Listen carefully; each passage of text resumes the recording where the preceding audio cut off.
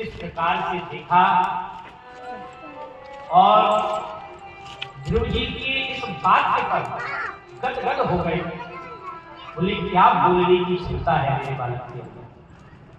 तुरंत ही हाथ पसार दिए, आओ ध्रुव मेरी गोद में बैठ जा। ध्रुव जी को अपनी गोद में बिठा लिया। सूर्य जी का पुत्र उत्तम भी बैठा हुआ, एक तरफ ध्रुव को बिठा लिया। सूर्य जी ने मन में सोचा ये कहां से आ गया, यदि इसी प्रकार से ये आता रहा तो उत्तराधिकारी यही बनेगा। ज्यादा इससे मन लगाया राजा ने, ज्यादा मोह किया तो इसी को राजा बनाएंगे, इसलिए मैं ऐसा नहीं होने दूंगी।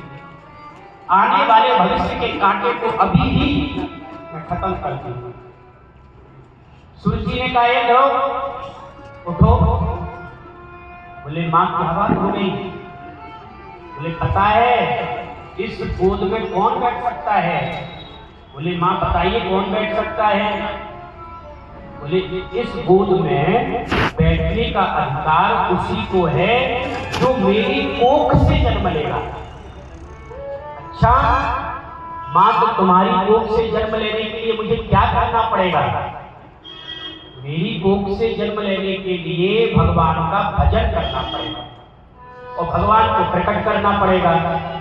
जब तुम्हारे सामने भगवान प्रकट हो जाएं तो उनसे कहना, वरदान में मांगना कि अगली बार जब मुझे जन्म मिले तो सूर्य के कोख से मैं जन्म लूं। जब तुम मेरी कोख से जन्म लेगा तब इस गोद में बैठने का लायक बनेगा। क्षत्रिय खून है उबल गया। तुरंत ही चले गए ध्रुव महाराज। मां के पास पहुंचे, मां से कहा कि मेरी सौतेली मां ने किस प्रकार से कहा है, मां बताओ मैं क्या करूं। सुनीति ने कहा बेटा जो सौतेली मां ने कहा है वो तेरे बहुत हित में है, उसने गलत नहीं कहा। जंगल में जाकर के भगवान का भजन करके भगवान को प्रकट करना ये बहुत बड़ी बात है, सब नहीं कर पाते। और तेरी मां ने तुझे कहा तो बहुत अच्छा कहा।